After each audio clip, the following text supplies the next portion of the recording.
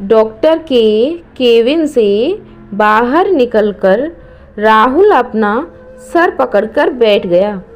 उसकी मम्मी आई और उससे पूछने लगी, डॉक्टर ने ऐसा क्या कह दिया कि तू अपना सिर पकड़कर बैठ गया?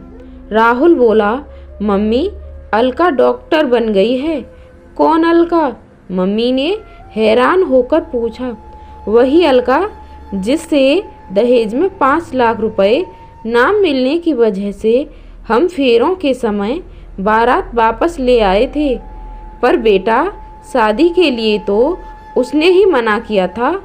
मम्मी बोली, और क्या करती वह?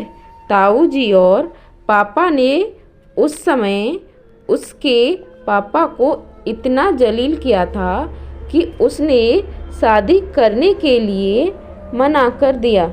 राहुल बोला, पर बेटा, तू इतना परेशान क्यों हो गया है? मम्मी, मैंने तो बस यही कहा था। डॉक्टर हमें तो अलका की हाय खा गई।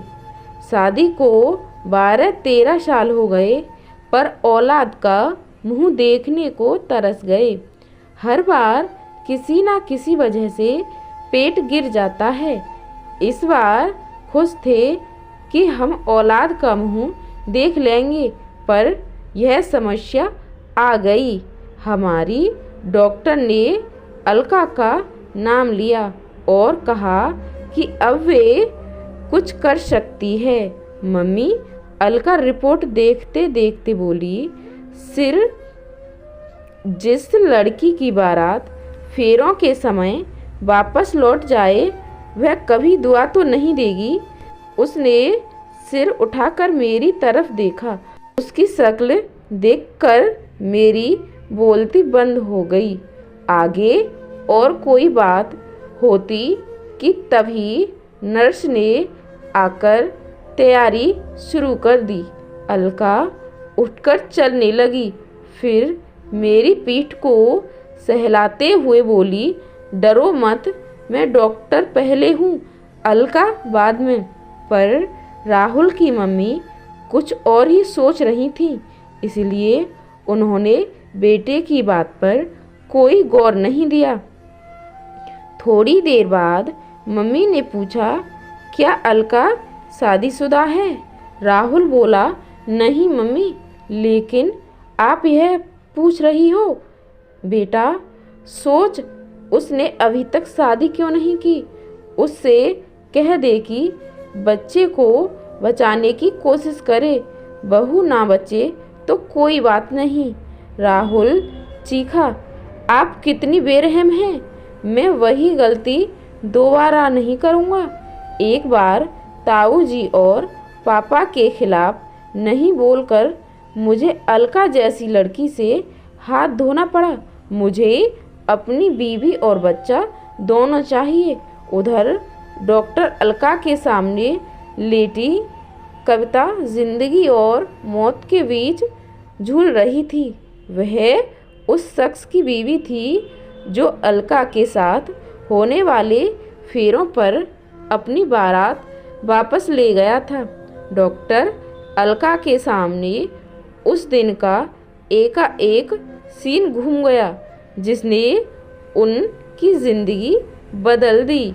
राहुल और अलका मंडप के नीचे बैठे हुए थे कि तभी राहुल के पापा की आवाज़ गूंजी थी, रुक जाओ। फिर वे अलका के पापा से बोले, 5 लाख रुपए का इंतजाम और करो। अब फेरे तभी होंगे जब आप 5 लाख रुपए का इंतजाम कर लोगे। अलका और उसके परिवार वाले सभी चौंक कर रह गए। अलका के पापा और चाचा दोनों राहुल के पापा के सामने गिड़गिड़ा रहे थे, पर उनका एक ही राग था कि 5 लाख रुपए का इंतजाम करो, नहीं तो बारात वापस ले जाएंगे। इसी बीच राहुल के ताऊ जी बोले, अरे समधी जी, आपके लिए गर्व की बात होनी चाहिए कि आपकी लड़की 12वीं पास और सरकारी नौकरी वाला लड़का मिल रहा है। ऊपर से यह सावली भी है। आप 5 लाख रुपए का इंतजाम कर लें, फिर सारी कमियां छिप जाएगी। फिर पापा राहुल से बोले, उठ बेटा, हम वापस चलते हैं। बहुत देर से चुपचाप सुन रही अलका उठी और दहाड़ी, अरे यह क्या उठेगा, मैं ही उठ जाती हूँ। मैं अब यह शादी नहीं करूँगी। आप शौक से बारात ले जाएं, लेकिन मेरे पापा का जो अब तक खर्च हुआ है वो सब दे जाएं। फिर अलका अपने चाचा से बोली थी, चाचा जी आप पुलिस को बुलाइए। अब तक जो शेर की तरह दहाड़ रहे थे वे भीगी बिल्ली बन गए थे। वे अलका पर शादी के लिए दबाव डालने लगे थे, पर अलका ने शादी करने से साफ मना कर दिया और बारात लौट गई थी। कमरे में आकर अलका रोने लगी थी। उसकी बुआ पास आ गई और वह उनसे लिपट कर रोने लगी और वह बोली, बुआ मैं और पढ़ना चाहती हूँ। बुआ ने अपने भाई से कहा, भैया मैंने पहले ही कहा था कि अभी अलका की उम्र ही क्या हुई है, पर आपको तो बस नौकरी पेशा लड़के का लालच आ गया। देख लिया नतीजा।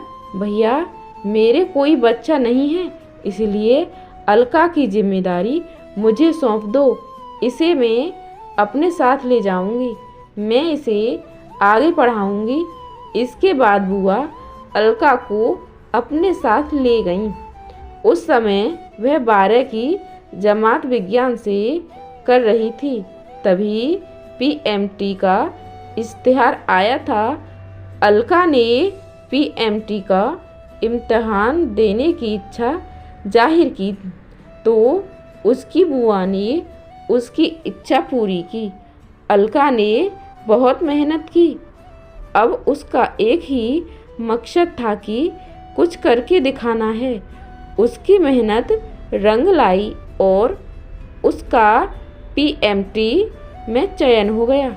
अलका को पता था कि बुआ भी माली रूप से कमज़ोर थी, लेकिन बुआ ने किसी तरह उसे डॉक्टरी पढ़ाने के लिए बाहर भेज दिया। अलका को बाद में पता चला था कि बुआ ने उसके दाखिले के लिए अपने कुछ जेवर बेचे थे, इसीलिए उसने अपने सहपाठियों से कहा कि उसे कुछ ट्यूशन बता दें, जिससे वह अपनी बुआ को राहत दे सके। अलका ने सहपाठी उसके काम आए। उन्हीं में डॉक्टर विश्वास भी थे। उन्होंने कुछ ट्यूशन बता दिए। बस यही से अलका की निकटता डॉक्टर विश्वास से बढ़ने लगी और उस हद तक पहुंच गई जहां दोनों एक दूसरे के बिना नहीं रह पा रहे थे। 3 साल बाद अलका एक नर्सिंग होम की मालकिन थी।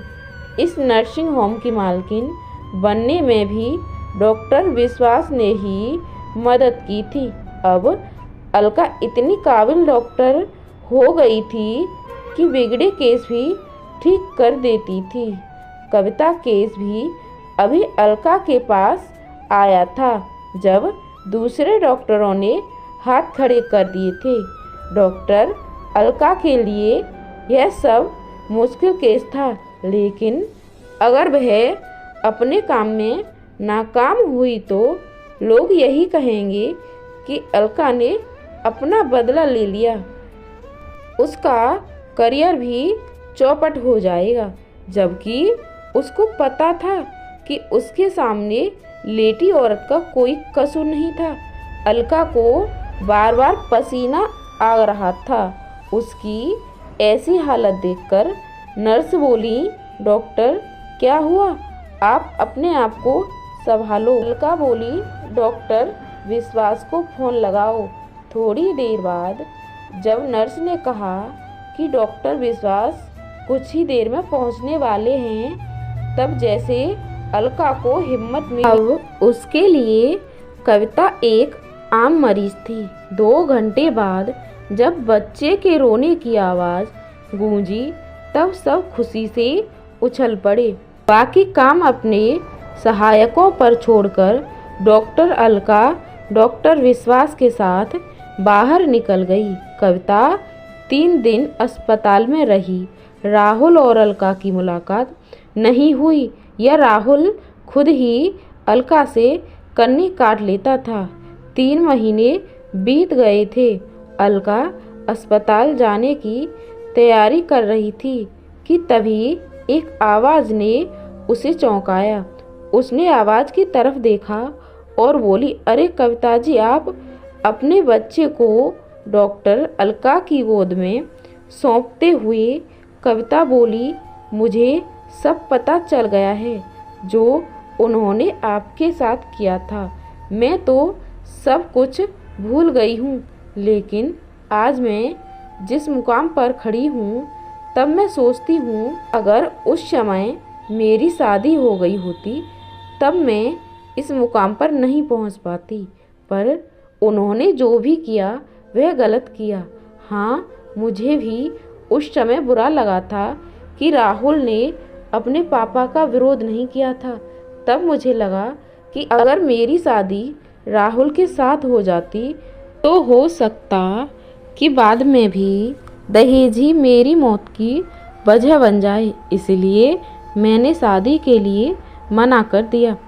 फिर अलका ने कविता से पूछा, क्या अब भी राहुल ऐसे ही हैं? नहीं, अब वो बदल गए हैं। मुझे आपके अस्पताल की नर्स ने बताया कि उस दिन भी इनकी मम्मी ने दबाव डाला था कि डॉक्टर से कह दे कि अगर बचाने की बात है तो बहू को नहीं बल्कि बच्चे को बचा लें। तब उन्होंने मम्मी को डांट दिया था। उन्होंने अपनी माँ से कहा था कि एक बार पापा की बात का विरोध ना करके अलका जैसी लड़की को खो बैठा हूँ, पर वह गलती अब दोबारा नहीं करूँगा। तब मुझे यह पता नहीं था कि वह लड़की आप हैं। बात को मोड़ देते हुए अलका ने पूछा, इस बच्चे का क्या नाम रखा? विश्वास, कविता बोली। तभी डॉक्टर विश्वास वहाँ आए। अपना नाम सुनकर वे बोले, मेरा नाम क्यों लिया जा रहा है? कविता ने बताया, हमने अपने बच्चे का नाम आपके नाम पर रखा है। डॉक्टर विश्वास बोले, अरे विश्वास का नाम मत रखो वरना मेरी तरह कुंवारा ही रह जाएगा। देखो कैसे ताना मार रहे हैं। अलका बोली, आज से पहले कभी इन्होंने प्रपोज नहीं किया और आज प्रपोज किया है तो ताना भी मार रहे हैं। मुझे क्या सपना आया था कि आपसे केवल दोस्ती नहीं है, कुछ और भी है। डॉक्टर विश्वास के बोलने से पहले ही कविता बोली, बहुत खूब। दोनों ने प्रपोज भी नहीं किया और ताना भी मारा। अब शादी की तारीख भी तय कर लो। शादी की तारीख तो हमारे बड़े तय करेंगे, वे दोनों एक साथ बोले। कुछ दिन बाद अलका और विश्वास की शादी की तारीख तय हो गई। राहुल और कविता उन दोनों के खास मेहमान थे।